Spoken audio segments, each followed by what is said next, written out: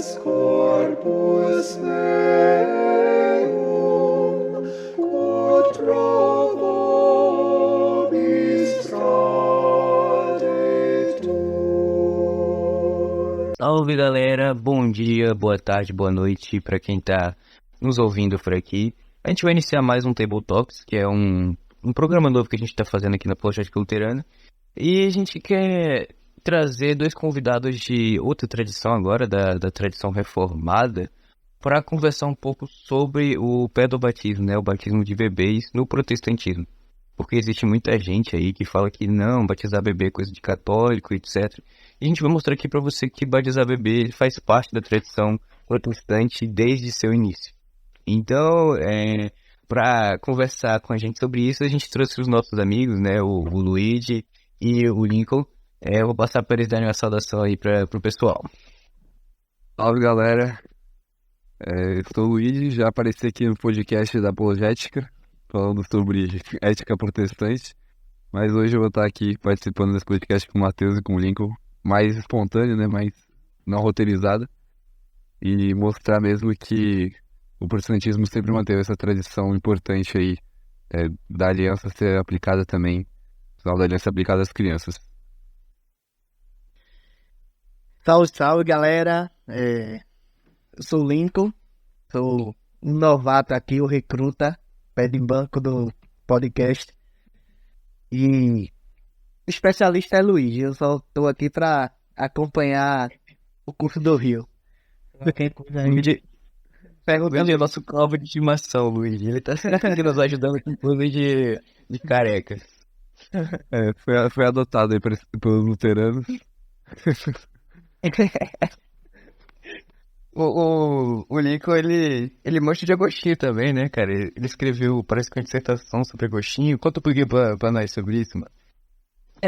Na realidade, eu tenho dois tipos de formações, né? A minha formação primeira é em teologia.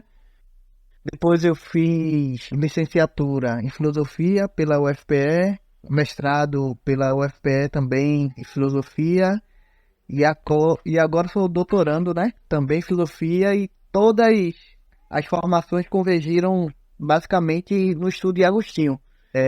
A princípio no problema do mal, na questão antimaniqueia de Agostinho, e depois da dissertação e agora no doc, todas sobre liberdade e determinismo, né? Compatibilismo em Agostinho.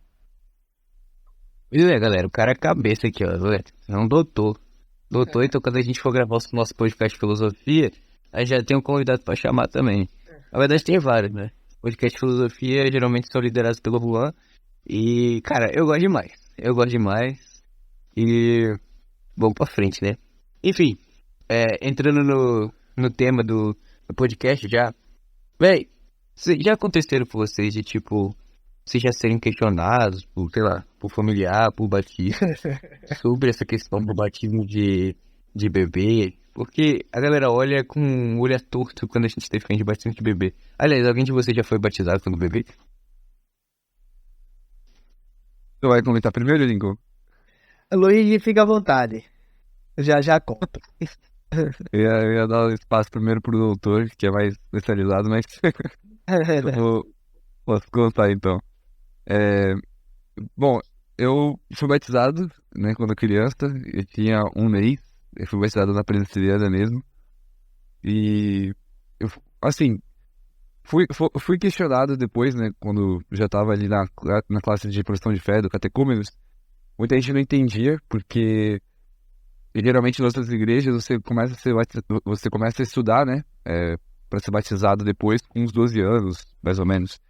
E aí eu comentava e eles, mas como assim, tá fazendo a classe, mas já foi batizado? Aí eu tinha que explicar que, na verdade, ele era só, né, a minha profissão, que eu já tinha sido batizado uma vez e não ia ser batizado de novo. Então, a maioria das pessoas, dos evangélicos mesmo, eles não entendem muito bem, acham que é tipo uma coisa mais católica, né? E é um grande problema, porque eles vão sempre pensar no batismo como essa profissão de fé de quem já tem o discernimento. Então, Mas uma pergunta aqui, te interrompendo. Na igreja presbiteriana, assim como na luterana, tem a questão da... Assim, não tem crisma, tá? Mas a profissão de fé, no caso, a criança que foi batizada, depois vai fazer a confirmação, tem isso ou não? Tem. A gente Tem? vê como um rito. Mas, tipo assim, se os pais eram crentes, né? Aí beleza, eles batizaram. Só que ali, como a gente entende, a presbiteriana, em maioria, entende que ela está sendo batizada pela fé dos pais, a profissão de fé é a confirmação de que ela tem a fé autônoma, né? Então, tipo assim, ela vai mostrar que ela confirma e tem desejo de manter a membresia por ela mesma, né? E não por influência parental. Exato. E isso é respondido claramente, acho que na pergunta 166 do Catecismo Maior e 92 do Breve Catecismo, né? Falando sobre o porquê batizar e quem pode receber o sacramento do batismo. O Luigi falou, e aí eu até faria uma pergunta. Luigi, na Igreja Luterana entende-se a confirmação como sacramento, como era, por exemplo, na Igreja Católica e era no tempo de Agostinho, ou não? Apenas um rito no sentido de modo a ser praticado. Porque na Igreja da IPB há essa, vamos dizer, essa confirmação, essa profissão de fé a partir do momento que a criança chega a uma determinada idade, e a partir dali ela já pode andar sozinho e participar da misa do Senhor e receber o próximo sacramento, que é a ceia. Então, sendo sobre luteranos, eu vou passar pro Matheus, que é mais estudado no assunto. E eu não... Então, mano, isso tem que ser entendido dentro da distinção lei e evangelho, né? Então, lei é todo imperativo de Deus que exige de nós alguma coisa ou nos revela o pecado. E evangelho é a disposição de Deus de salvar os pecadores por causa de Jesus Cristo. Então, o sacramento ele se encaixa em evangelho, ele se encaixa na graça de Deus que nos é dada por meio de Cristo. Então, logo, o sacramento não é algo que a gente faz, mas que a gente recebe. Então, a gente deve colocar a fé nele como na promessa, que a gente crê no evangelho. Então, para ser sacramento, você tem que ser uma ação divina, uma ação vertical divina para nós. No caso da confirmação, ele pode ser chamado de sacramento só em sentido mais amplo, mas no sentido estrito ele não é exatamente o sacramento. Ele vai entrar só o batismo, a Santa Ceia e, dependendo dos casos, a absolvição das chaves. A confirmação ele seria então o rito da igreja para a criança que vai dizer sim ao seu batismo. Ele vai passar por uma catequese, no caso, quem foi batizado como criança, né? Aí vai receber a confirmação, o crisma, a imposição de mãos, vai ser recebido na igreja e pode participar do sacramento do altar.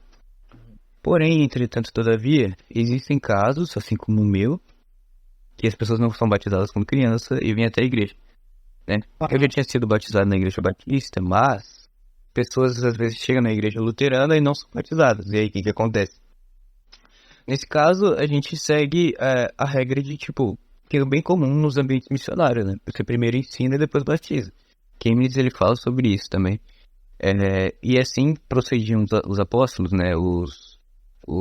A igreja primitiva em missões. Você ensina as pessoas, daí você batiza.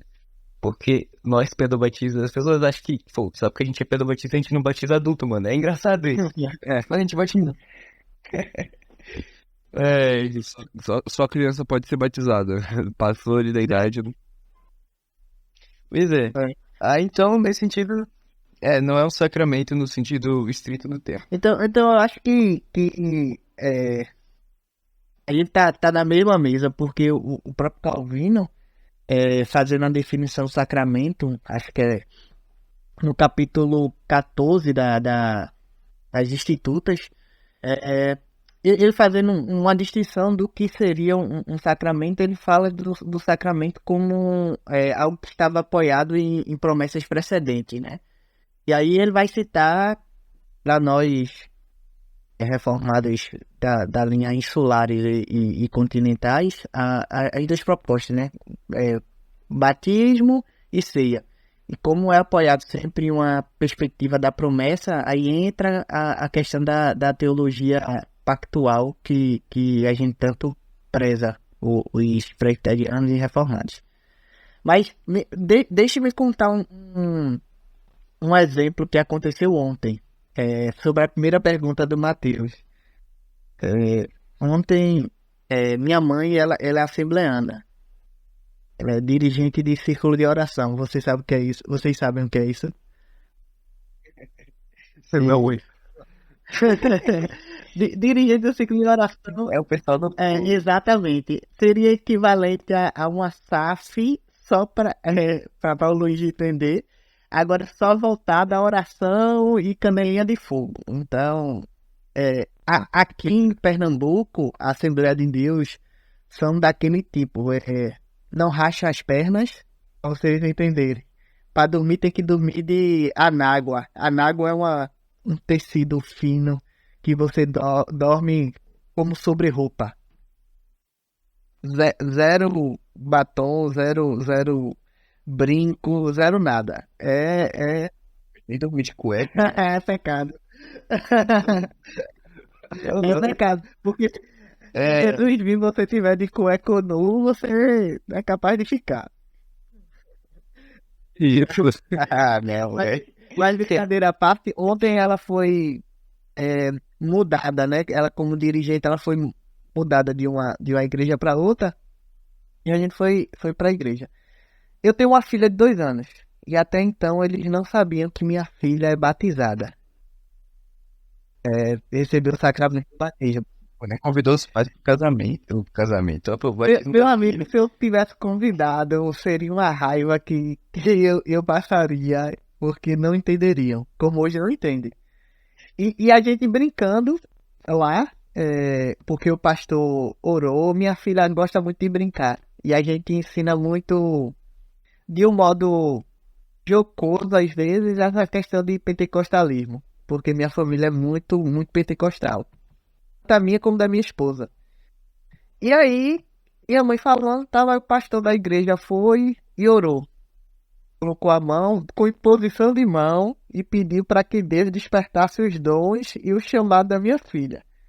Porque eu estava na igreja, eu fui prestigiar minha mãe. E até então, aí de repente, a gente conversando, eu disse, eita manhã, ela nem sabe que Maju já pode ser membro, porque ela é batizada. Meu amigo, por que eu fui falar isso? A coroa, o quê?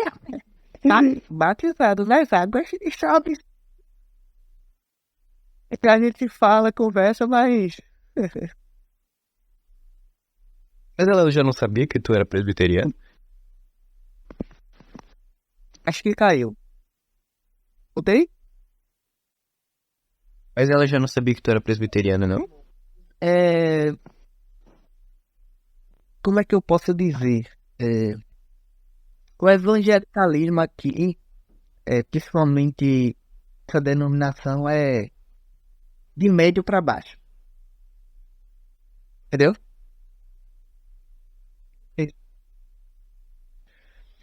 Não há entendimento de doutrinas, por exemplo, quando se explotarmos sobre a primeira coisa que se diz é que não acredita no Espírito Santo, são taxativos, se negamos a glossolalia. São as pessoas que blasfemamos contra o Espírito. E por aí vai. Uma cabeça de achar até pouco tempo que uma mulher não poderia raspar as pernas porque era pecaminoso, daí você tira.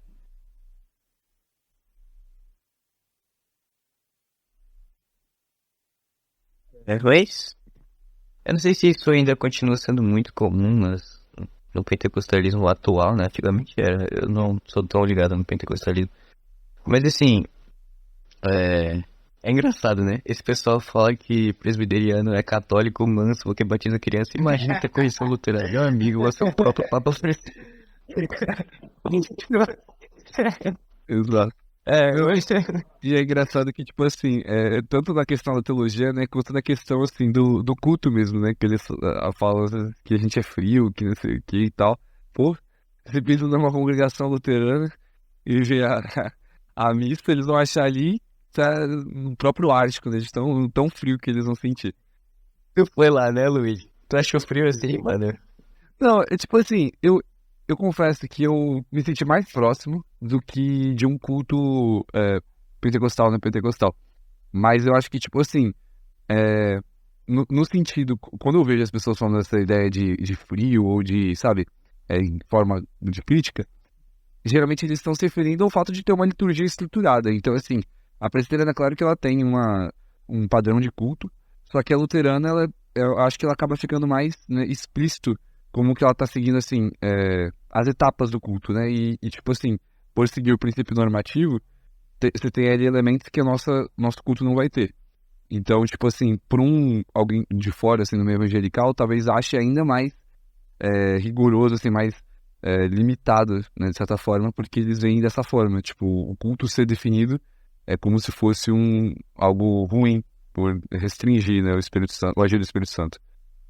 Ela entra na igreja, do nada já vê um crucifixo na frente do altar, assim, O pastor com roupa, assim, sacerdotal, proclamando a absolvição, aí... Pô, mas até pra você que é reformado, você chegar e tu entra em choque quando vê isso aí. Não é que você foi, tinha o crucifixo ou era só a cruz mesmo? Ainda bem que eu fui, ela era bem, assim, eles têm imagem, Ainda bem. Tanto que, inclusive, quando eu fui, eu tava entre na IELB e na SLB. Só que a SLB tinha um Jesus assim bem grandão. Aí eu falei, não, na Eu acho que o que assustaria para nós seria só a perspectiva de imagem. Porque, por exemplo, feito o que o Luigi falou, a perspectiva de princípio regulador. E se uma igreja, mesmo a IPB não adotando, a igreja hoje presbiteriana, ela adotar na sua congregação o diretório de culto, basicamente a estrutura litúrgica vai estar já dada. Já vai estar bem engendrada ali, bem consolidada, então dificilmente você, a não ser a perspectiva de imagens e tal, possa ser. Mas eu não vejo o tipo de problema, não. Enfim, como a gente tá falando das tradições protestantes magisteriais, então vocês podem se perguntar, por que vocês não chamaram anglicano? Mano, eu quero. Sei lá, velho, tipo assim, é porque a proposta anglicana do pé do batismo, ou ela vai seguir a linha luterana, ou ela vai seguir a linha reformada. Não existe algo, tipo, único do anglicanismo que vai diferenciar. Então, tipo, eu acho que aqui não foi necessário, entendeu? E também a gente pode fazer igual muitos autores antigos faziam, de colocar a tradição anglicana já dentro do leque da tradição reformada mais geral. Eu sei que existem anglicanos que são mais luteranos, outros que são mais católicos. Mas, tipo, é muito difícil achar anglicano que fale sobre isso representando o todo do anglicanismo, porque não existe um todo do anglicanismo, tá ligado? Os caras são muito bagunçados. Então, a gente veio trazer as duas principais tradições da reforma, que é a tradição de Genebra e a tradição de Wittenberg. Então, nesse viés, vocês podem comentar um pouquinho sobre a justificativa reformada por pé do batismo lá em Zwinglio e nos teólogos com a teologia pactual, por favor? É contigo. Não, fica à vontade, Luiz. Beleza. Eu inicio então, aí depois tu prossegue. Bom, os reformados, para quem acha que a teologia reformada nasce com Calvino ou algo assim, na verdade, né, como o Matheus já falou, ela surge antes, ela surge com os Herético. Olha, é o nome proibido para os luteranos, é aquele que não deve ser nomeado. No caso, assim, eles estremecerem calafrio, assim, só de ouvir. Mas, Ele foi promulgado, né? pois é. Ele é mais conhecido pelo seu conflito, né, com o Lutero e tudo mais. Mas algo que é interessante é que, tipo, quando ele inicia o movimento, atrai muita gente crítica da Igreja Católica, e ele mesmo, aí vai ter uma discussão, né? Alguns dizem que ele mesmo não tinha tanta convicção quanto ao batismo infantil no início. Mas só por ele, eu imagino que só por ele não ter exposto isso de forma clara, mas ele em nenhum momento ele chegou a se opor.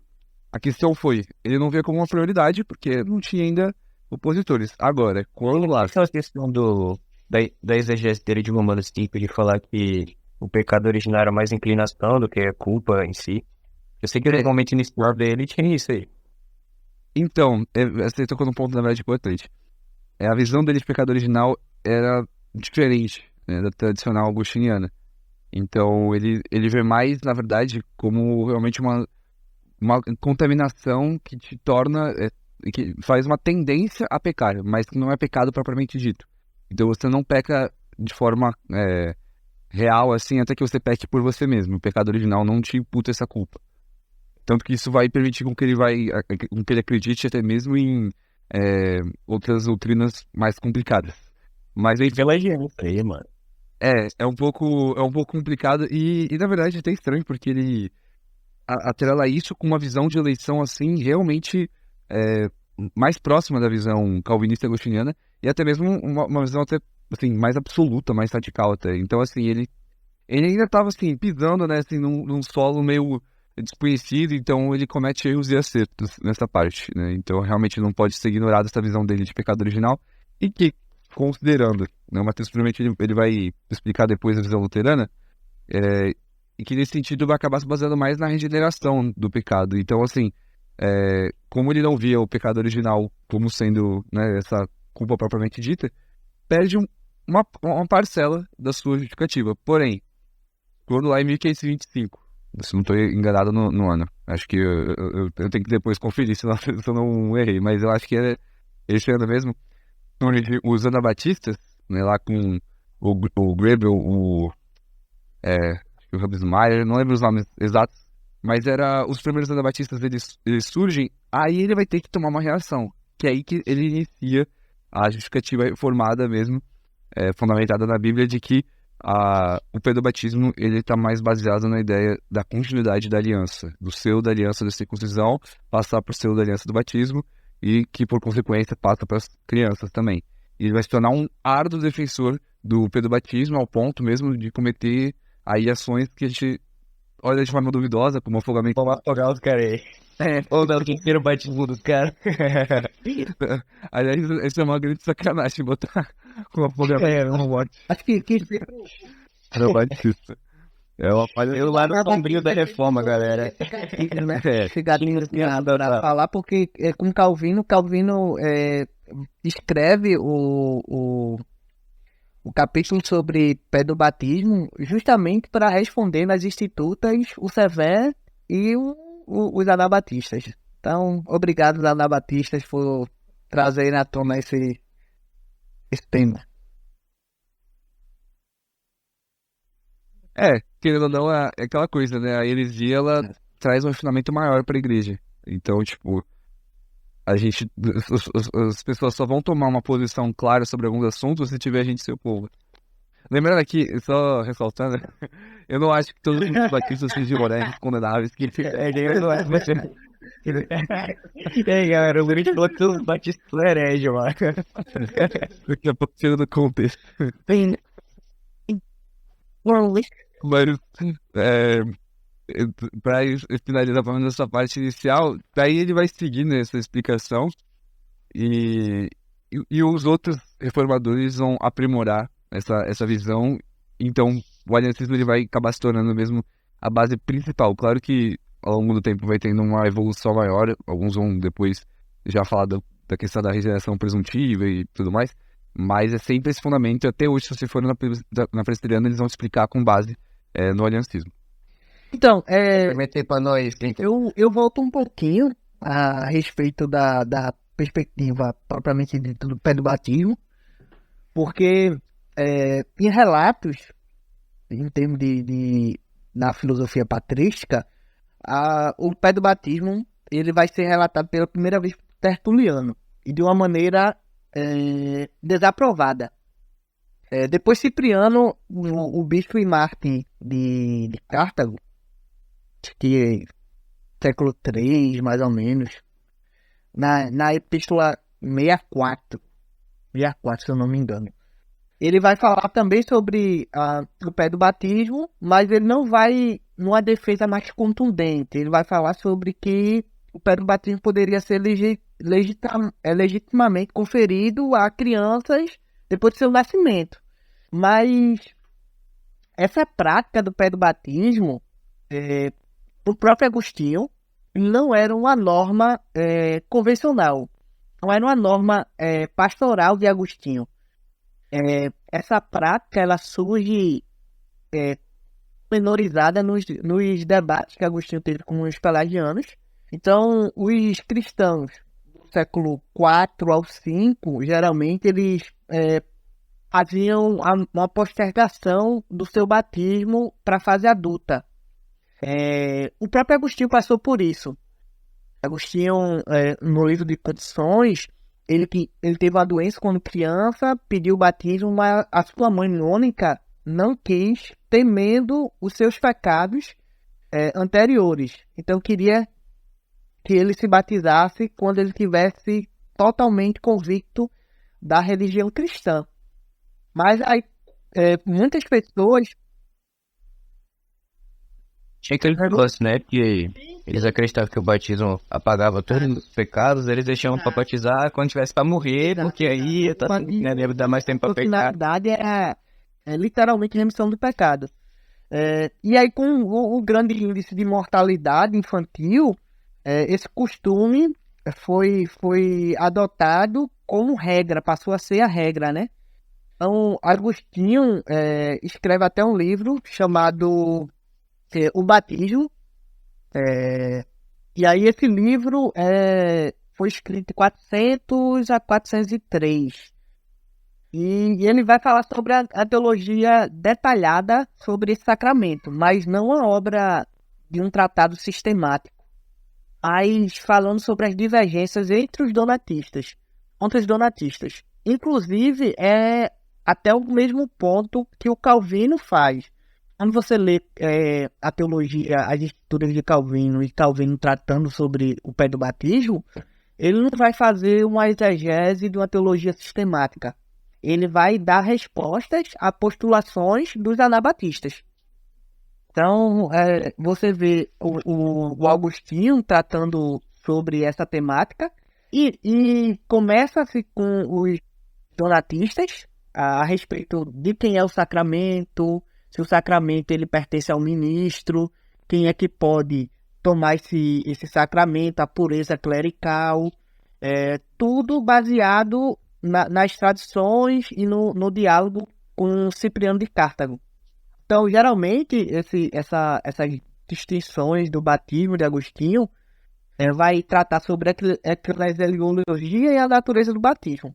Mas a coisa começa a ficar realmente pesada com os pelagianos, que defendiam que a criança, o pecado é por imitação e que a criança não for atingida pelo pecado original. O pecado original atinge propriamente somente Adão. E aí Agostinho vai bater a ponto de radicalizar tanto que Agostinho diz assim, olha, as crianças que morrem sem passar pelo sacramento, elas estão condenadas. Uma condenação, claro, de um modo mais brando do que uma pessoa que já passou por um processo de pecado, de conhecimento de pecado, mas mesmo assim elas estão condenadas a isso. Então a controvérsia que Agostinho vai dar e depois o símbolo do pé do batismo é de extremamente importância, e até alguns, o Celestio, que era discípulo de Pelágio, ele admite o pé do batismo quando ele é acusado por Paulino, um diácono de Milão, foi biógrafo de Ambrósio, Mas ele ressalta que o pecado de Adão não feria a descendência e que as crianças recém-nascidas elas estavam no mesmo estado de Adão. Mas aí Agostinho começa a falar sobre mediação, dons de mediação, a forma de libertar do mal, que seriam reconciliados por Deus e por Cristo através do sacramento. E aí a gente vê o próprio Calvino mando dessa fonte, bebendo dessa fonte, porque a partir de Agostinho é que houve uma sistematização da coisa, porque o próprio Agostinho, ele tinha, no seu batismo, se você ler a confissão, ele não diz como foi o rito do batismal. Quem fala isso é Ambrósio, porque havia uma forma que não poderia dizer como era o batismo, de tamanho processo de intimidade e importância que esse sacramento tinha.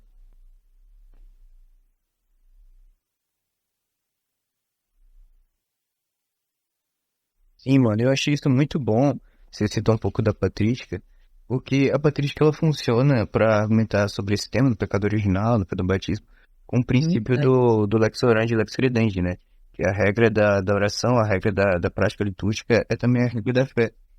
Então, eu lembro que Agostinho, ele usa nessa controvérsia com Pelágio, ele apela para a tradição da igreja de batizar crianças como forma de mostrar a realidade do pecado original. E ele fala isso também com a crença do nascimento virginal. Por que que Jesus nasceu de uma virgem e não nasceu de uma mulher normal, não teve um parto normal? Porque se cria também que a propagação do pecado original se dava pela geração natural, né? Tanto que Jesus fala, né, na conversa com Nicodemos, em João 3, que aquele que nasce da carne é carne, mas aquele que nasce do espírito é espírito.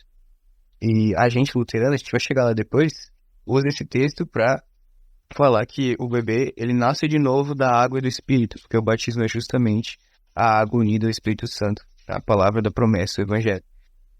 Eu acho isso muito interessante. Como era uma tradição antiga da igreja, que remonta ao século II ainda, ele apela para essa regra de fé. Mas como você falou, pela crença de que, praticamente universal, dos pais da igreja, que o batismo ele era um meio de perdão de pecados, para limpar os pecados mesmo, literalmente, muitas pessoas postergavam até o final da vida. Inclusive, acho que esse foi o caso do imperador Constantino, se eu não me engano.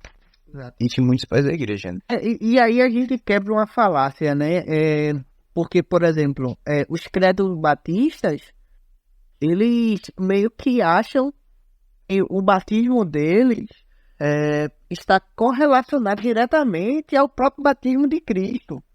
Sendo que isso é um engodo muito grande, porque, por exemplo, eu que sou oriundo de chamados Bene Anussim, que são filhos distantes, você observa na cultura judaica que o batismo dele é totalmente diferente do batismo cristão. E nada a ponto de semelhança, mas é um processo bem mais ritualístico, bem mais no sentido de cerimonial e vai dado de signos e de promessas. Seria isso. E aí por isso que o próprio Calvino, ele faz e o próprio Agostinho também, Calvino, a Confissão de Fé de Westminster com os puritanos, eles fazem a todo momento essa linkagem da circuncisão, porque o objeto, significado, ele tem que estar ligado com o seu signo. Então, se você fizer um processo curativo do batismo que foi dado ali dos judeus, ele não subsiste, por exemplo, dos dois pilares que as pessoas falam. Talvez na remissão dos pecados, por um tempo, mas para isso existia o templo e o sacrifício, o processo sacrificial, e totalmente diferente no sentido de significação, de pertencimento a um povo. Porque no judaísmo quase nunca estaria ligado o batismo dele referenciado ao pertencimento do povo, mas sim a circuncisão.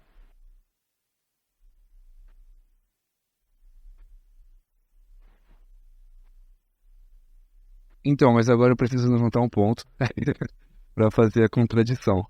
Assim, não contradição, mas levantar uma certa oposição que eu acho importante de pensar.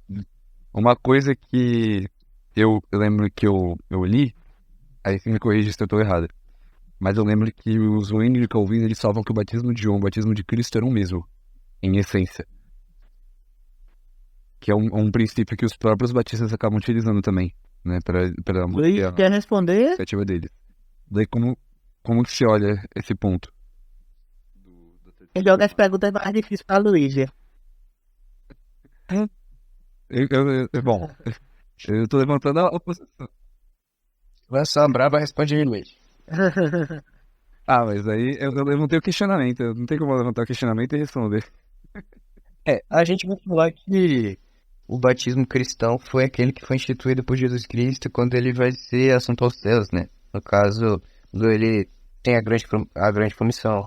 Portanto, vai, façam discípulos, batizando em nome do Pai, do Filho e do Espírito Santo. Porque ele é um batismo em nome do Deus Trino. Então, ele tem um propósito que é nos unir à Trindade. Então, os pais da igreja, eles falavam que o batismo, ele é a adoção de Deus Pai, que nos une a Deus Filho, que nos lava o pecado, que nos faz participar da morte e ressurreição de Jesus Cristo. E ele também é o poder do Espírito Santo que está na água do batismo, e ele nos santifica e nos deifica, entendeu? Então, por isso que eles acreditavam que, inclusive, essa questão do batismo ele foi usado como lex orandi, lex credendi para defender a doutrina da Trindade. Pouca gente sabe disso, mas eles apelavam para a fórmula trinitária do batismo e o poder de cada uma das pessoas da Trindade para apontar para a realidade da Trindade em si, da Santíssima Trindade. Então, é um tema muito mais importante do que a gente pode imaginar.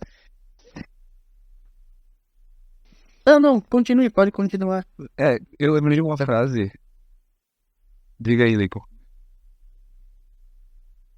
Não, você comenta que eu lembrei de uma frase, acho que era do Basílio, não lembro de quem é, mas de que o batismo, o Espírito que está sobre as águas do batismo, é o mesmo Espírito que estava sobre as águas primordiais da criação.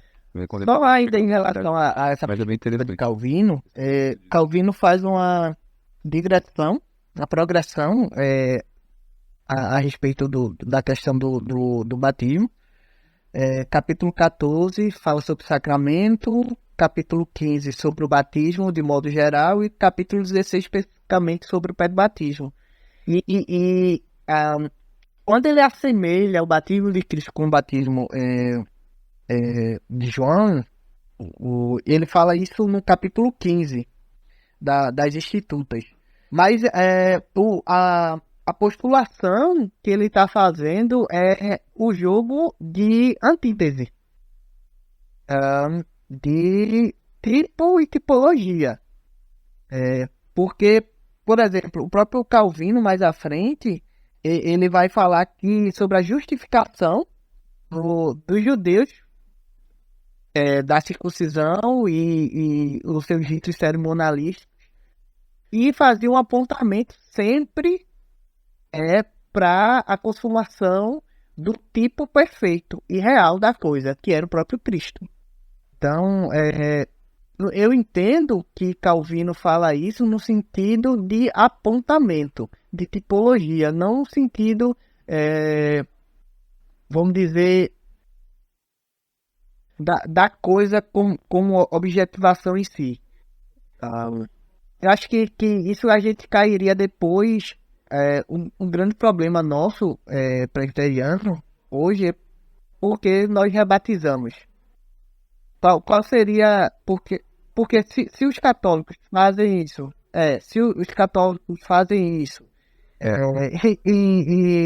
e fazem de uma fórmula trinitária, fazem de uma fórmula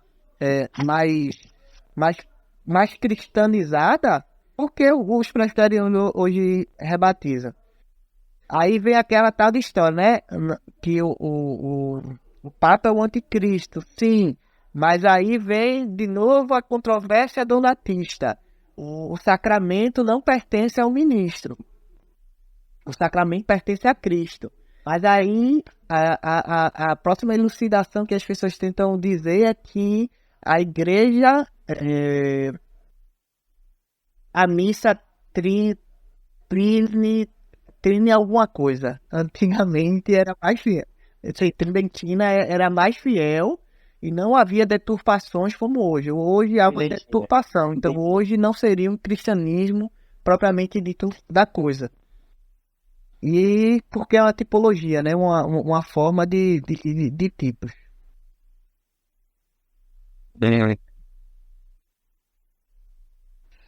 É, Mas tem agora da presbiteriana sobre a questão do batismo? vê só, eu antes da minha história de IPB, eu participei, eu fui membro da IPB por um bom tempo, e depois da IPB eu saí e fui ser membro da Igreja Reformada do Brasil. Membro da perspectiva de reformados continentais. E lá nós não rebatizamos, não fazemos o rebatismo, né? Na IPB eu achei dificultoso, mas não tenho objeções de sentido de ter problema quanto a isso, não. Mas eu acho bem delicado pela perspectiva agostiniana, pela perspectiva do próprio Calvino. Eu acho... acredito piamente que o Papa é um anticristo, mas aí é que tá, pela controvérsia donatista e pelo que o próprio Calvino no capítulo 15 vai falar sobre... Capítulo 14 vai falar sobre sacramentos. Sacramentos não pertencem ao ministro. Pertence ao ministro. Desde que trinitário, né, seja aquele molde cristão, seja o batismo trinitário. E isso até gera um problema. Outro problema, se me permitem falar, porque, por exemplo, no tempo de quando Ambrósio ele discorreu sobre a liturgia do batismo, não havia uma liturgia propriamente trinitária, no sentido de que eu vos batizo em nome do Pai, do Filho e do Espírito Santo. Mas havia uma confissão trinitária baseada em Mateus. Então, todas as vezes quando eles faziam o batismo da pessoa, colocavam água 3 vezes, falando esse versículo de Mateus e mostrando como se fosse uma alusão às 3 pessoas da Trindade. Então, esse batismo é falso? Eu só não sabia. Agora é treta interna de presbiteriano, é só pegar minha pipoquinha. Vai, Luiz, sua vez. Agora eu tô saindo só. Tô acompanhando. Então, agora é complicado, né? É porque assim, eu penso muito, né, de que os únicos requisitos seria ser em nome da Trindade e ser na água, né? Porque os próprios ortodoxos mesmo, eles fazem imersão tríplice, né? Enfim, cada um tem suas maneiras, mas acho que isso não é valide. Agora, essa questão da liturgia que Ambrósio escreve, eu acho muito audacioso falar que é inválido. Eu não acho que assim, nem só esse motivo, mas assim, se for da mesma forma que, por exemplo, o Didaquê escrevia o batismo, não acho que torne inválido, né? Eu teria que ter acesso direto e primeiro confirmar como é que ele fala para ter uma opinião formada. Mas se for Você batizaria o católico, o bebê que foi batizado na igreja católica, mano? isso aí é uma questão, né? Que assim, eu sou DPD. Deixa eu só completar. Eu fui da URB e pra MPB. E é uma Da MPB, mais ou menos, de volta, vai fazer 2 anos. Aí não, eu saí por causa de mudança de local de Eu tinha moradia. entendido que tu tinha saído da IPB ficado. Pra onde eu voltei, não tinha IRB, eu tive que ficar na IPB.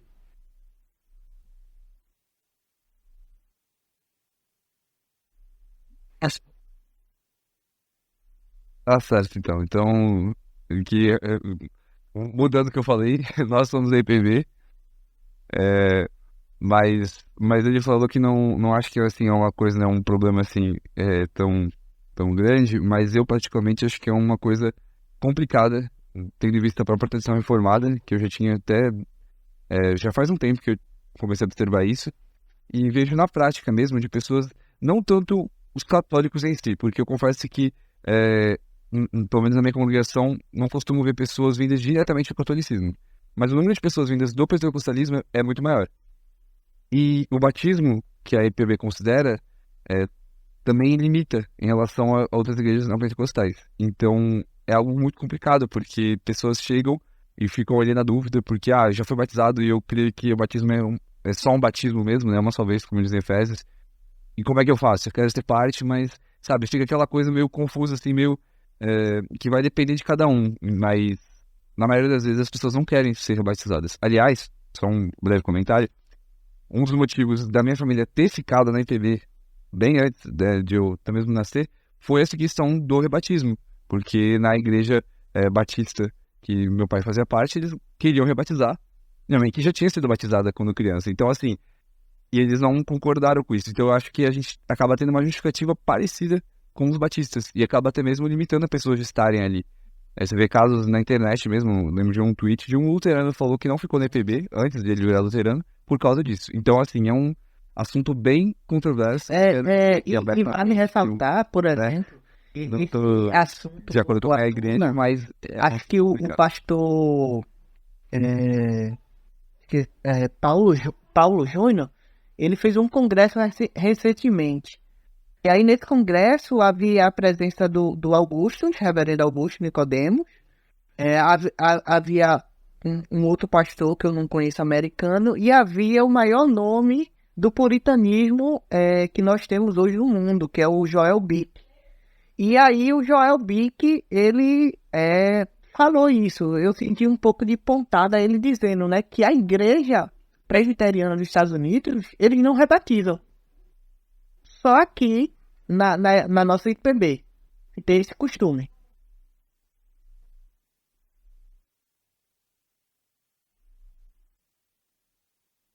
É. Ele é presbiteriano. Isso é uma coisa, na verdade, o Bic, ele é de qual denominação, sabe? É que nos Estados Unidos isso não significa muita coisa. Um monte de divisão. Eu tenho um monte, né? Agora, realmente, não vou saber qual que é a dele, mas é só um rápido comentário. Isso que aconteceu com a gente, infelizmente, porque quando o Simonton, né, que é o missionário fundador da IPB, ele vem, ele era do ramo que tinha há pouco tempo já, bem pouco tempo mesmo, decidido isso. E, inclusive, era a igreja que o Rod, né, eu vou te dizer, grande problema da mistureba que a gente tem hoje, mas não do sei agora. presbiterianismo, tirando os louros, a forma que ele entendeu e o chamado, a forma que ele veio, Simonton, ele bebeu muito de algumas fontes, inclusive de fontes como o grande avivalista do século XVIII, que tem agora. Pronto, aquele herege lá que não queria. Não, Sim. já Pecador de Finney. Exatamente. Então, alguns contextos do Simon, tanto é que quando o Simon chega ao Brasil, ele podendo utilizar diretório de culto como forma litúrgica, ele preferiu utilizar o livro de oração comum. Lá, e eu vou ter a palestra. Pra ir a palestra, eu sou reverendo Alan René. Os caras se botaram estando disso da Inglaterra, o cara trouxe pra cá, mano. Tá lá.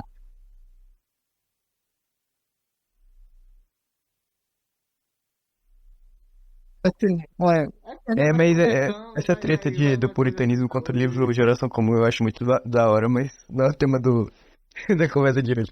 E, é, eu acho da hora. Inclusive, o Luigi, ele comentou sobre isso com a gente já algumas vezes, que os caras iam pro pau, velho. Teve guerra com isso, os caras se matavam por causa disso.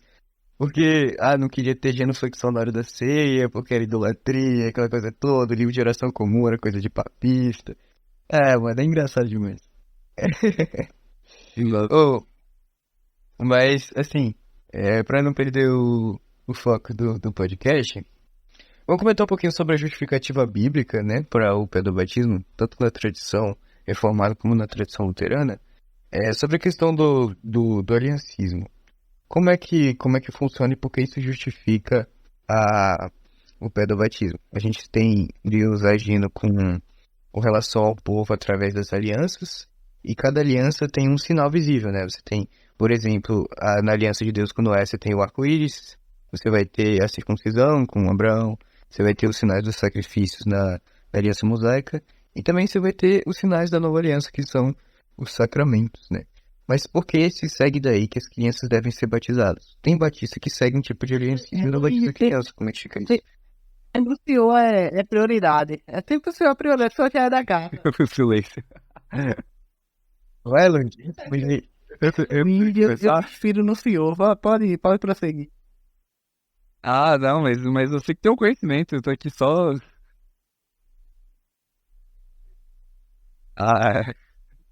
Exagero. Mas, olha, eu penso que assim, eu não posso falar pelos batistas, né? Não tá no meu ponto, no meu lugar de fala, de explicar como é que eles compactuam um com o outro.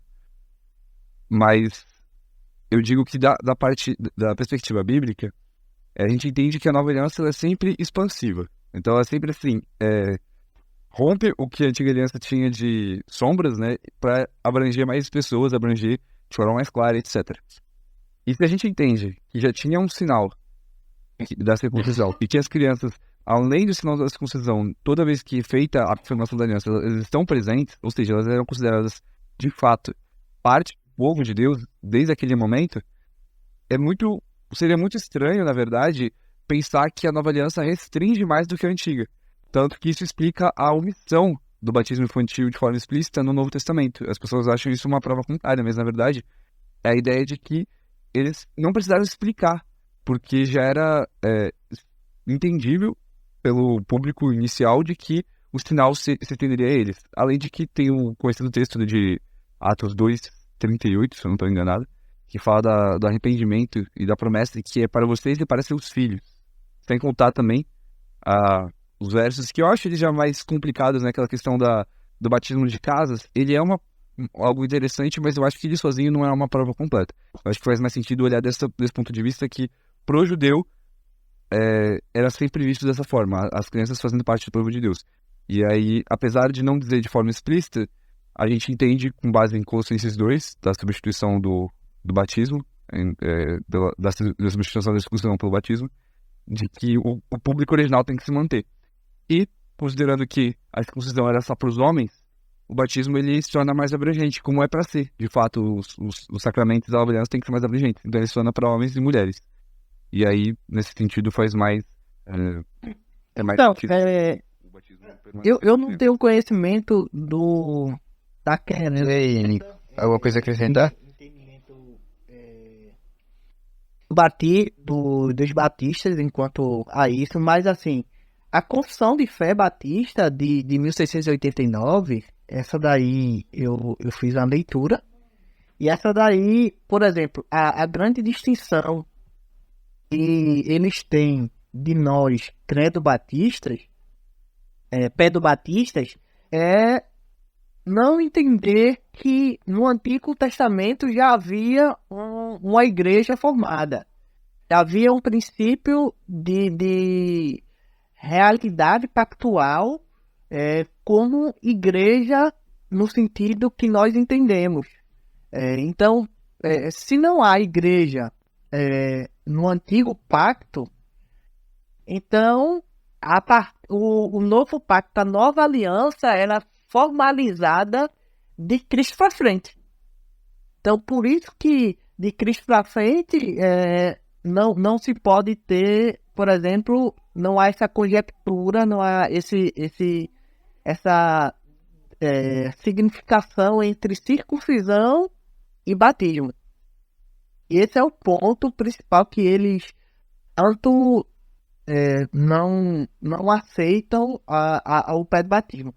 Se eu não me engano, o capítulo que vai falar isso da Confissão Batista de 1689 é o capítulo 28.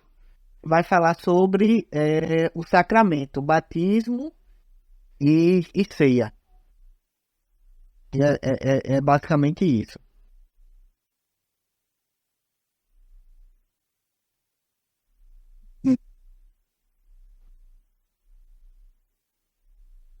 Assim, eu acho que a principal diferença, não que eu seja uma autoridade sobre aliancismo, né, entre o aliancismo batista e o aliancismo presbiteriano, é que para os batistas a progressão das alianças ela vai encontrar uma ruptura mais abrangente, então vai ter uma mudança substancial da antiga para a nova aliança. Então as coisas vão acabar tendo um significado novo. Enquanto para os presbiterianos, a aliança com Deus, o pacto da graça, ele é um só e a administração deles, apesar de que muda, existe uma unidade substancial. É isso? Então, nesse sentido, se o pacto da graça, sob a antiga dispensação, ela incluía as crianças que recebiam o sinal do pacto, que é a circuncisão, como o Luigi disse, por que então elas não receberiam o sinal do pacto da graça da nova aliança, Calvin que é o batismo, no caso, como São Paulo diz em Colossenses 2, é a nova circuncisão. 7:14, ele vai dizer que os judeus, eles eram santificados pelos antepassados, né? Assim também como nós, hoje, somos justificados, os crentes são agora santificados também pelos seus pais. Então, é uma sacada que Calvino dá que eu acho muito, muito válida, muito bom.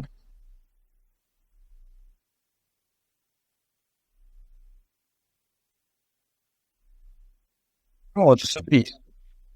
Eu achei bastante interessante. Antes de entrar nesse assunto, eu posso falar que existe uma certa proximidade da nossa doutrina com a doutrina de vocês, que é essa questão da unidade substancial entre as alianças, apesar das diferenças quanto à administração. Porque pra gente Deus se relaciona com a humanidade em lei e evangelho. Só que lei e evangelho são aplicados dentro das alianças que ele faz. Então, a Bíblia fala da aliança com Noé, da aliança com Abraão, da aliança com Moisés, com Davi, etc. Mas elas têm uma unidade substancial entre elas, que é a promessa, que é o evangelho. Então, Deus, ele conduz a história com esse fio condutor que é a promessa que aponta para Cristo. Então, pela promessa, pela fé na promessa, São Paulo vai dizer que Abraão foi justificado. E os que são da fé são os verdadeiros filhos de Abraão, que são Israel de Deus, como ele diz em Gálatas. Então, a igreja, ela seria a comunidade da fé, daqueles que partiam das bênçãos de Abraão, porque creem na promessa que Deus fez a Abraão, que é o evangelho. E esse evangelho é cumprido em Cristo. Certo? E aí vai entrar, beleza, se a igreja é a comunidade da fé e a criança não tem fé, então por que se batiza a criança? Essa vai ser a objeção que eles vão lançar. E agora, para responder essa pergunta, eu ia responder com a resposta luterana, mas agora eu fico com curiosidade para vocês responderem sobre qual seria a resposta reformada a isso. Não quer dar a luterana primeiro? Não, eu já falei muito, vai falar. Não, A gente tá discursando aqui. Quer dizer, quer falar, ô Lincoln? Então, o que eu diria assim, de forma resumida.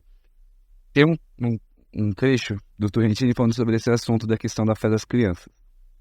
Ele vai dizer que as crianças, embora elas não tenham o discernimento intelectual de acordo com, né, enfim, parecido conosco, que a gente já tem essa capacidade, elas possuem uma semente ali de fé e que independe dessa compreensão, porque assim, é meio confuso de explicar, mas a gente costuma pensar em crer como aceitar inteligivelmente alguma coisa. Então eu compreendo e a partir dali eu creio.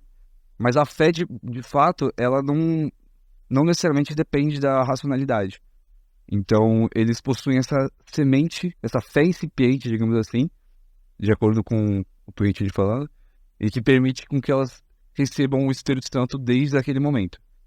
Agora, outros vão dizer que elas são batizadas apenas com base na fé dos pais. Então, a fé dos pais permite que elas sejam santificadas, como acontece, que nem o Igor falou, do 1 Coríntios 7. Então, existe só essa pequena distinção. Alguns veem uma fé, digamos que uma fé entre aspas, né? Porque não é uma fé propriamente dita, mas é uma semente de graça que permite com que elas recebam esse benefício. E outros dizem que elas vão ser batizadas a partir da promessa, né? A partir de uma futura fé que ainda virá, de acordo com o chamador. Sobre esse negócio, que foi uma objeção de Serveto, um ponto que Serveto fala, ele utiliza a distinção. Ele diz, olha, não devemos entender que o batismo de adulto trata-se de um batismo igual aos infantes, no sentido não que sacramentalista ou do seu significado, mas no sentido de modo, porque o batismo, quando trata dos adultos, ele vai requerer desses adultos a sua perspectiva confessional, de crença. Para os infantes, não. A do Roger, ele vai...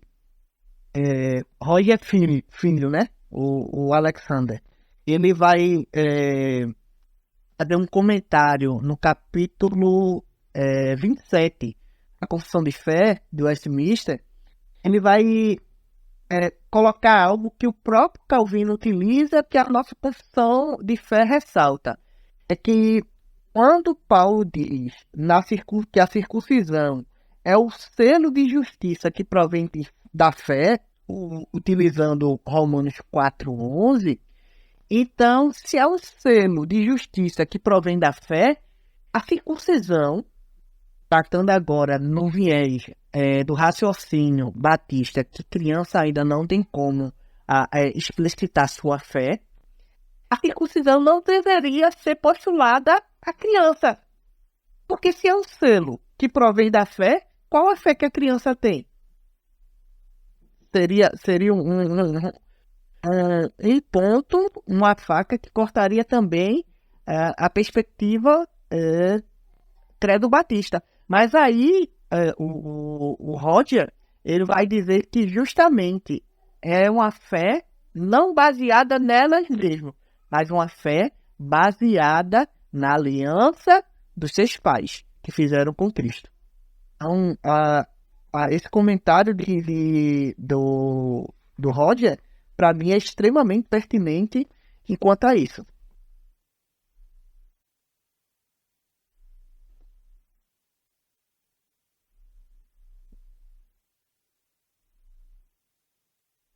Eu acho isso muito bacana. O nome que isso recebe parece que é...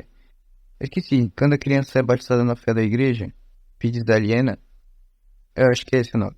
Enfim, eu acho isso muito interessante, porque ele compreende a igreja como uma comunidade pactual, na qual a criança é inserida recebendo o selo do pacto, né? E São Pedro, ele fala sobre isso quando ele está no discurso do dia de Pentecostes. Quando perguntam para ele o que devemos fazer para ser salvos, ele diz: arrependam-se e sejam batizados para o perdão dos vossos pecados. E essa promessa é para vós e para os vossos filhos, entendeu? E é interessante porque ele está falando para um público que é judeu. Beleza, eles estavam vindo de todas as regiões do mundo, mas eles estavam vindo para uma festa judaica, eles eram judeus ainda. E na concepção judaica era comum você batizar, você circuncidar o seu filho para ele receber o sinal da aliança. Então o que ele está falando? Ele está falando que essa promessa, agora que é o evangelho, que é o perdão dos pecados, que está atrelado ao batismo, também é aplicada aos filhos dos crentes. Então os filhos dos crentes também são sujeitos passivos de receber o sinal da promessa. porque eles são batizados na fé pactual, na fé da igreja. Eu acho isso muito bacana. E aqui vai entrar, né, o que que é o batismo, que é exatamente isso, é o selo da aliança, a nova circuncisão, mas também é o sinal que traz consigo a coisa significada. Pelo menos na visão luterana é assim que funciona. Então, ele significa a regeneração, a união com Cristo, o perdão de E é pecados. exatamente. Então, quando a criança ela recebe o batismo na fé da igreja, ela recebe também o que ele promete, a regeneração, perdão dos pecados e o dom da fé. Westminster fala, exatamente. Sempre a perspectiva sacramental ela vai estar ligada à promessa. Sempre, sempre. E a promessa é qual? Remissão dos pecados, eternidade e participação de uma igreja católica universal. Se você observa na pergunta 92 do Breve Catecismo, ele vai falar sempre dando ênfase à aplicação dessa eclesiologia. Pergunta 92, o Catecismo Maior 162, quando ele vai falar sobre a perspectiva dos sacramentos e a aplicação dentro da igreja. A Confissão de Fé, no capítulo 27, parágrafo 3º, quando fala da eficácia do batismo, e o parágrafo 6º, sempre eles vão estar relacionados à recepção dessa comunidade. Então, a doutrina do pé do batismo, para nós reformados e insulares, de confissão de fé de Westminster, ela não é só importante pelo sentido sacramental da coisa, da significação e daquilo que o seu significado tem, mas também ela é importante pelo contexto de eclesiologia, entendeu? Se tirar esse pressuposto, o nosso pilar de eclesiologia cai todo. Porque a eclesiologia ela vai ser baseada na aliança, que vai ser baseada nos sacramentos. Exato.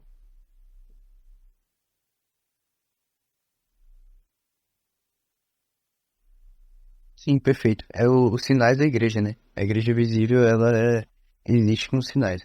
Mas assim, uma diferença, inclusive a gente estava falando de Agostinho, que a gente, como luterano, crê que o batismo ele é a remissão de pecados, ele realmente opera o que ele promete. Então, toda a criança que é sujeita da aliança, filha dos pais crentes, e é batizada na fé da igreja, ela recebe a regeneração. Agostinho, ele diz, ele é até um pouco extremo, ele diz que as crianças não batizadas, elas iriam para o inferno. Tanto que era a fé dele na questão da regeneração batismal. Claro que a gente não segue exatamente o mesmo pensamento de Agostinho, a gente se cala em relação a isso, né? A gente confia na misericórdia de Deus de salvar essa criança. Mas eu queria saber um pouco, perguntar pro Luigi agora, por que então que nem todo filho do crente que recebe o batismo é regenerado? O que seria a tal da regeneração presuntiva que defende os calvinistas? E por que isso é diferente da doutrina luterana e de Agostinho? Aí é meio complexo, porque assim, nós, calvinistas, a gente não entende que a graça sacramental atinge verdadeiramente os não eleitos, né? Então apenas os eleitos recebem realmente a promessa significada ali nos sacramentos, seja do batismo, seja da ceia. Os ímpios, eles não recebem nenhum benefício interior por completo, senão uma graça exterior, uma graça comum, e que no final das contas, no caso da ceia, pode até mesmo ocasionar, não em graça, mas em condenação. Então, a gente entende que aquele descrente, ou no caso aquele não eleito, que foi batizado quando criança e não demonstrou fé no futuro, mesmo sendo filho de pais crentes, significa que ele recebeu, sim, os benefícios exteriores do batismo, que ingressar no corpo de Cristo, ingressar ali e receber até mesmo alguns dos dons gerais que Deus oferece, mas ele não recebeu posteriormente essa regeneração, aquele batismo, o efeito real do batismo, que é a transformação de coração. Porque como a gente não entende com os luteranos uma, digamos que pedofé, entre aspas, assim, né, que seria uma fé... Agora o Matheus pode me corrigir depois, porque o que eu sempre entendi é que luteranos e outros viam as crianças como tendo uma fé real, e que eles, de fato, naquele momento exato, já são regenerados e salvos. Sim, a gente vai dizer que a fé, ela não é exatamente um assentimento racional. A fé, ela é algo relacional, tipo uma relação de confiança que cresce. Uma criança, ela pode ter fé. Por exemplo, quando a criança ela confia que seus pais vão suprir elas em suas necessidades. Então, ela não se desespera com as coisas, ela confia que o pai vai dar alimento para ela. Então, isso é um tipo de confiança no pai. Da mesma forma, a criança pode ter uma confiança em Deus, quando essa fé é gerada pelos meios da graça, né? Ela é trazida para a comunidade da igreja e quando os pais delas a consagram a fé. Então, a criança tem verdadeira fé. Então, ela não é regenerada sem fé, como algumas pessoas pensam. Ah, só porque foi batizada foi regenerada. Não. Ela foi consagrada à fé pelo meio da graça, pela igreja. Mas é isso, continue. Exato. E considerando a explicação de Terrentini que elas não têm uma fé verdadeira por vários outros motivos, né, diferente de como os luteranos veem, a gente entende então que ela nunca teve fé e que aquela regeneração, aí que é o ponto que vai ter a discordância de outras tradições, de que aquela regeneração ela não provocou de fato os efeitos que ela promete naquele indivíduo. Então a regeneração presuntiva, ela entende que aquela pessoa ela é crente até que se prove o contrário, basicamente. De forma resumida, essa é a ideia. Então, tipo assim, a gente entende que ela é uma regenerada e vai tratar ela como uma regenerada até que ela demonstre que, na realidade, ela nunca teve fé e aquela regeneração, ela não foi efetivada. Isso vai gerar a questão, né, dos luteranos e de outras tradições verem que o nosso batismo ele não traz a confirmação que deveria de regeneração, mas basicamente isso. Existe momentos das tretas, né? Os luteranos, eles acabam acusando os calvinistas de defenderem um sinal vazio, né? O empty sign. E o não eleito, ele recebe só o sinal, ele não recebe com esse significado. Assim, pra mim faz sentido, né? Mas eu sou suspeito pra falar. Porém, a gente, de certa forma, por exemplo, quando uma pessoa ela recebe sem fé o evangelho, a Santa Ceia, ela não recebe para o seu proveito, entende? Então, quando a pessoa recebe a Santa Ceia sem fé, ela recebe para condenação. Agora, quando ela recebe o batismo sem fé, simplesmente por ritualística, etc., ela também não vai conseguir usufruir da promessa que é, porque a promessa, ela necessita da fé para você receber, né? Lembra, o sacramento é o evangelho, e o evangelho só é recebido pela fé. Mas aí, claro, tem essa questão do sinal vazio. Mas enfim, a pergunta que eu ia fazer, acho que para terminar, era o que alguns batistas eles acabam objetando, né? Então, por que você, à vista disso tudo, você aplica esse batismo para crianças se você não pode ter certeza que ele tem a verdadeira fé? Então, se ele é regenerado, se ele faz parte da aliança, porque não tem como saber. Mas agora, tipo, dentro do próprio calvinismo eu fico com uma dúvida, eu de fora. Se o batista ele pode saber se aquela pessoa que fez a profissão de fé e recebeu o batismo tem fé verdadeira e realmente faz parte da aliança, né? Porque para eles a teologia batista, a batista calvinista, ela vai dizer que a pessoa ela pode ter uma fé falsa e achar que tem fé. Por exemplo, eles saíram do nosso, mas eles não eram nosso. Então, tá entendendo? Como é que a pessoa poderia ter certeza que faz parte da aliança? Aí eu me abstenho de responder. Não tem. Não tem. E isso é explicado pela própria escritura. Até no trecho falando sobre muitos dirão que fizeram prodígios, expulsaram demônios e tal, e no final ele vai dizer, apartando de mim que eu não conheço. Então, não tem. Mas também é desesperador, assim. Tipo assim, você recebe um sinal que é pra confirmar que você tá na aliança, mas você não sabe se esse sinal realmente confirma porque não tem como ter certeza. Não é meio desesperador? Aí não é, porque na visão reformada, o cristão verdadeiro, ele sabe que faz parte sempre do processo da igreja, né? Perseverança dos santos, sempre até o processo de santificação vai apontar para a consolidação do pneuma, do espírito. Para o reformado, a certeza da fé sempre será algo gracioso da parte de Deus. Aqueles que, vamos dizer, estou falando de uma criança que foi batizada e é eleita e predestinada. ela sempre apontará para isso, para tendo o significado da coisa, significado dentro do rito passado. Mas para um ímpio que participou do sacramento, o sacramento para ele não tem valor. O Calvino vai falar sobre a relação entre palavra, porque aí ele falando sobre Romanos, que a fé vem pelo ouvir a palavra de Deus, a relação da palavra e do sacramento. Que o sacramento é justamente isso que tu acabaste de falar, que o sacramento também é um simbolismo do evangelho, da palavra falada por Cristo. Então, para um eleito, sempre vai ter essa confirmação de fé. Para um não eleito, para ele tanto faz, tanto fez. É um simbolismo vazio. Sim, é verdade. O Lutero nunca vai concordar com a nossa visão. É porque pra mim, tipo, na nossa visão, né?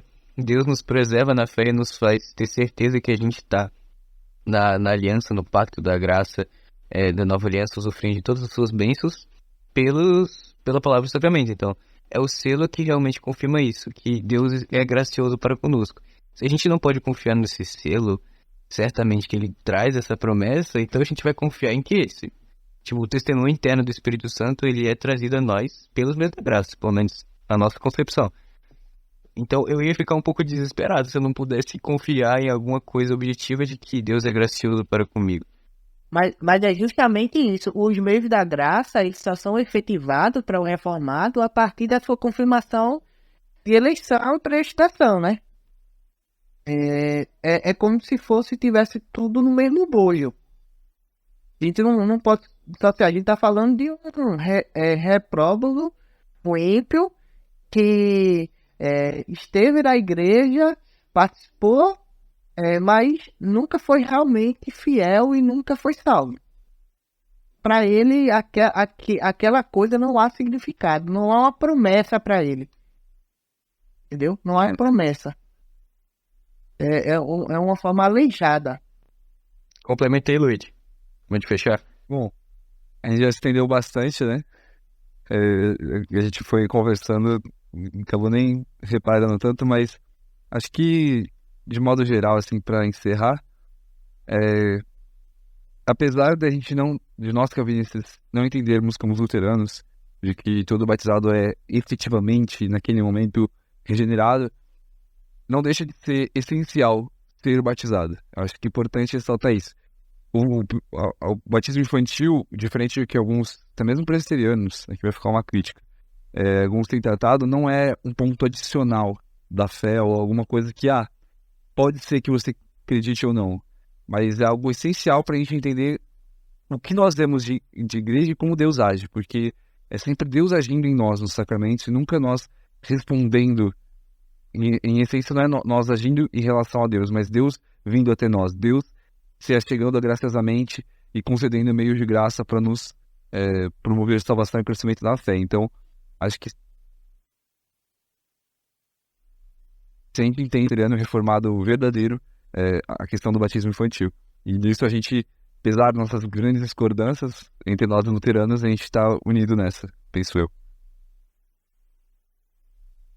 Exatamente. Galera, foi um prazer gravar com vocês. Muito obrigado pela participação. Foi uma conversa muito rica. Pra mim passou voando, né? Que é um assunto que eu gosto, que me interessa. Então, eu agradeço. Eu passo pra Olinco dar as saudações finais e a gente fechar o podcast.